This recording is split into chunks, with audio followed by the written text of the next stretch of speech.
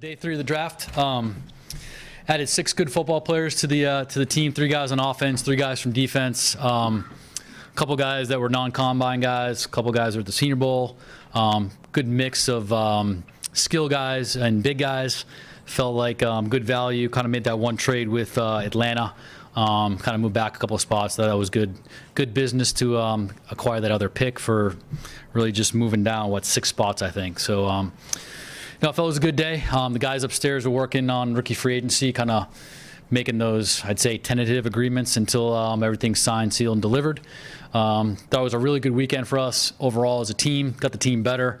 And we're looking forward to getting these guys in here in rookie mini camp in about 10 days. So with that, I'll open it up.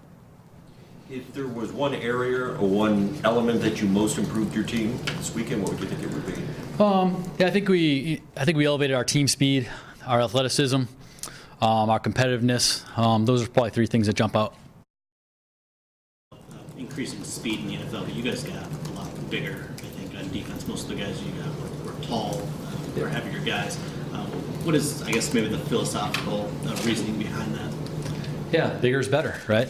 Bigger, longer. If they're athletic enough, that's kind of what you want to build. So, there's a few guys at certain positions that really matters, in our defense, and you guys have been studying kind of the type of players that we've picked here the last, say, year and a half. So that kind of goes into the equation of how you do the evaluation process. Now, it's not every guy checks that box, but you try to kind of take into account the speed, the size, the athleticism compared to the size. Look at the testing numbers, look at the film, look at the Senior Bowl, like one-on-ones, all those things, and you kind of just come to a consensus. With a guy like P.J. Johnson, kind of burst onto the scene, just a one-year guy. What is the scouting process like for maybe a diamond in the rough like that? Yeah, interesting guy. So I think we've talked about this in the past. We start our spring scouting, so we look at all these guys as juniors the year before. PJ really wasn't on the radar as a junior, so we get done with our spring scouting in June, and our scouts put together this tremendous book that I bring on vacation with me, and it's very light reading. PJ wasn't part of that process. He was a guy that kind of, like you said, burst on the scene in September, and he was a guy that, I remember the first grade rolling in on him in late September. That was pretty good. And then another one in early November. And then, we watched him, did a workout out there, actually brought him in here for a 30 visit because he was a non-combine guy. Because a lot of those non-combine guys, you really want to get in for a physical, make sure, medically they're all good. So that was kind of how it went with him. So big guy, athletic, multiple position guy up front, nose guard, 3 technique, 5 technique. You'll see him all over the place. I've sort of touched on this before, but a second year of drafting for Coach Patricia's defense, sort of a different style than your first 2 years. How more comfortable are you with that, sort of building the framework that you want for really going forward? Very comfortable. I think this is what growing up in the business at my previous team, this is kind of players, defensively at least, that I've always kind of knew how to scout and grew up learning how to scout for. When I came here in 2016, our defense was obviously quite different in terms of the style. So I tried to adjust as best I could. And then, when Matt came along, we kind of quickly obviously went back to this style. So to be completely honest, I feel more comfortable grading and evaluating players for the system just because I've done it for so much longer. John, kind of following on that, the transition that you've had to make from one defense to another, how far along do you think that is, at least personnel-wise? I think we're getting there. I think we did a good job last offseason with free agency with guys like Kennard and Christian. It's really unique that, fortunate I'd say, that we were able to get Jared Davis a couple drafts ago, and he can really play in any defense, which is great.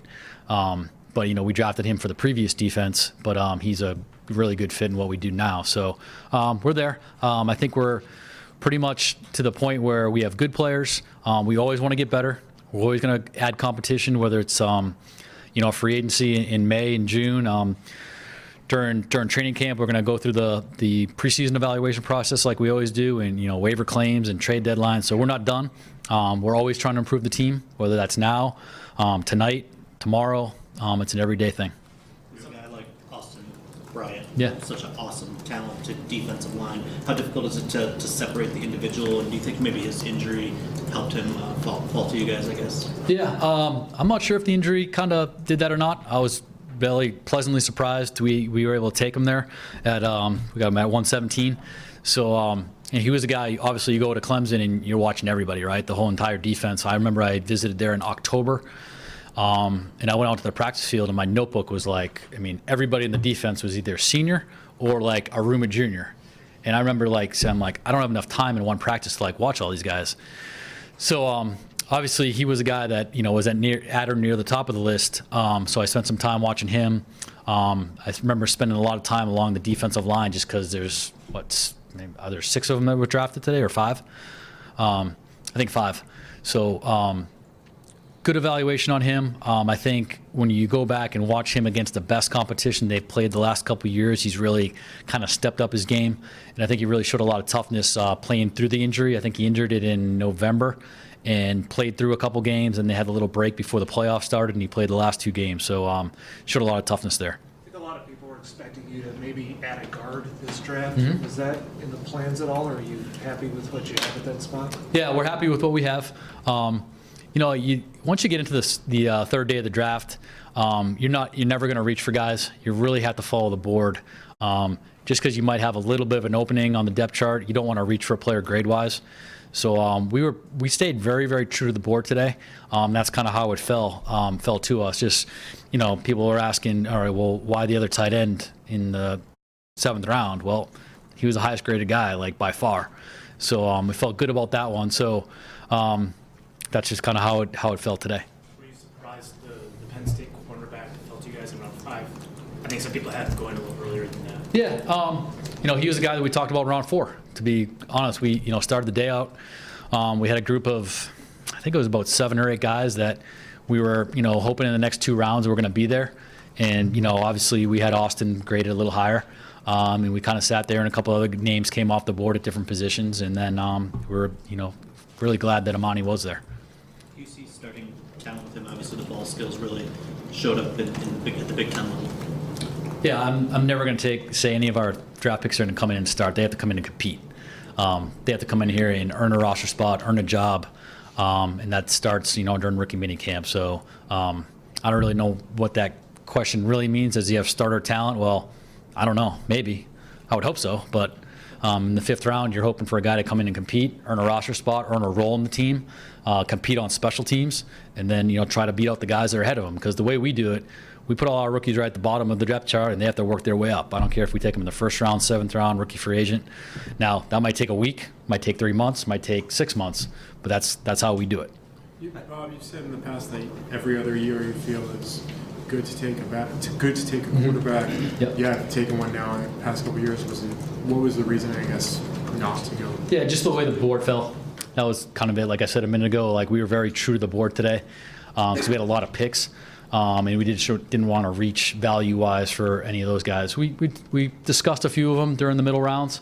It just didn't, a couple of them fell off the board. And that's kind of is what it is. So we got 3 guys on the team right now. Connor Cook, who we signed as a future after the draft, who you guys are familiar with, who's got immense talent. Then we signed Tom Savage a couple weeks ago as the veteran presence. So, we feel good about that room. I think your defense finished top 10 last year, and you added pieces, obviously, although not complete. What do you like best about this defense now? And can it be even higher than a top 10 defense even? You're trying to put me to a number, aren't you? Yeah. That was a good question. I'm getting better at this. Yes. I think our defense, when I look at it, is a lot of pieces that the coaches can use in different spots. A lot of guys that can play 2 positions. We have some guys that can play 3 positions. So it's going to give us a lot of options come the week-to-week game plans that coach will put together with the defensive staff, and give us a lot of options. And I think that's, in this defense, versatility is key, especially as we talk about every year. If you're just a backup to one position, then you better be excellent on special teams to be able to get on the bus and actually go to the game, because that's what we talk about every week, starting on Monday and Tuesday of every regular season week is, all right, well, how is this guy going to get to the game? Because there's only 46 spots. So special teams and then position versatility are the 2 things we talk about. Suddenly got a pretty crowded tight end room now. We do. Yes. Isaac, a guy that you viewed differently, I guess, than how the role you see for TJ and Jesse, or is he just someone to, toss in and see what happens? Yeah, he was a guy that we really, had good grades on. He didn't test as well as we all thought. You watch this guy at Georgia, he gets open in the passing game. We watched Georgia film, and then he went to the combine, and I remember us all looking around wow, he ran that. He's not going to go as high as we thought. Did a good workout with him, had a good meeting with him, and just at the board at that time, he was sticking out like a sore thumb. So we just felt like it was just a really, really good value. And he's got position flex too. He's a guy that we can kind of move around a little bit, move him off the ball, move him in the backfield a little bit. He's got that type of athleticism, that type of just movement skills that he's not just an inline guy. He's not just a receiver guy. He can kind of be an H-type guy to move. Not draft related, but what's going on with Damon Harrison not being there? Off-season programs voluntary. So, we have different guys in different stages of different things in their lives, just like we had every year. So, Damon hasn't been here the last couple of weeks, but we've communicated with him, talked to him multiple times, and I'm sure we'll see him here soon. Contract related though? Is that related? No, just he's got other things going on. Okay. And then Brendan Prophet, no longer being with you guys. Yeah, any staff changes, we'll kind of make an announcement here in the next couple of days. Don't really want to get into it right now. Last year, at this time, you said the team was lacking in toughness, and that was a common trait that you looked to fill in last year's draft. I was Yep. wondering, this year, what was a trait throughout the team that you thought was lacking that you were looking to fill today? Not one thing. I couldn't put one word into it. I think it's like we talked about, the versatility and the length and the size was one thing that we kind of made a conscious effort at this year. Actually wouldn't want to classify it in any other way than that. Just trying to get good football players that are competitive. They love the game. They want to come in here and compete, and I think we did that this weekend. So. I've got a question about the Jelani Tavai. You said before about you like players in the SEC play against the toughest competition, but when you see a guy like that with that production, not playing behind Clemson's defensive line, how does that factor into what he's able to accomplish? I mean, not alone, it's a team game, but really with all the same supports and other guys may have. Yeah. They play some good teams. I mean, their schedule obviously isn't as good as, say, Clemson or Alabama. I'll admit that, but I think you watch enough of him and you see the versatility and you see the production that kind of jumps off the sheet. Then you watch the film and it adds up. And then you watch the workout, you see him move around and kind of, like I said the other night, checked all the boxes type of guy. So felt really good about that one. And every evaluation is different. Whether you're at Clemson, whether you're at Hawaii, whether you're at a Division II school. You got to kind of take it all into account. When you draft somebody either higher or lower than a lot of projections, whatever the projections are, does that ever give you pause? What is somebody seeing that I'm not seeing, or vice versa? No. If I worry about what other people think, I'll be up all night. Trust me. So listen. I respect the question. I really do, and I understand it. But if we go into this process being scared about what other people think about our team and our evaluations, then we have a long way to go. So we're convicted on the guys we take. Are we going to be right 100% of the time? No. No team is. But I think we do a tremendous amount of work, and this is a 12-month process for us. And this is something that is the lifeline of this organization in terms of players. So I feel very confident about the evaluations and the guys we took this weekend, and also some of the rookie free agents we're working on now, which you guys are probably on Twitter following as we speak. Last one, Carlos. Yep. Yeah. You guys have shown an interest, expressed an interest in hosting it. Yeah. Are you still committed to that? And what would it mean to the team and the city to bring the draft here to Detroit? That's more of a Rod question, but I'll put on my Rod Wood hat here for just 1 second. I'm sure he's watching somewhere. I think it'd be great for the city. The league sent us an email and this picture. I think it was yesterday morning. They estimated 250,000 people in Nashville. So that was pretty cool. I think it's a tremendous event. I think it's great for the players. It's great for the players' families. Just talking to TJ's parents, they're small town Iowa people that are pretty humble, and they just were wowed about the whole thing. So I think if we were fortunate enough to get to the draft in Detroit, I think the city would do an amazing job. I know Rod and the group that they work with downtown on bringing the big events to Ford Field and the new downtown area do a great job, and I think it would be a great thing for the city. I think it'd be a great thing for the team to kind of show, Michigan and the city of Detroit for what it really is. And, people that, don't come here don't know how great it is. So I think it would be awesome. So.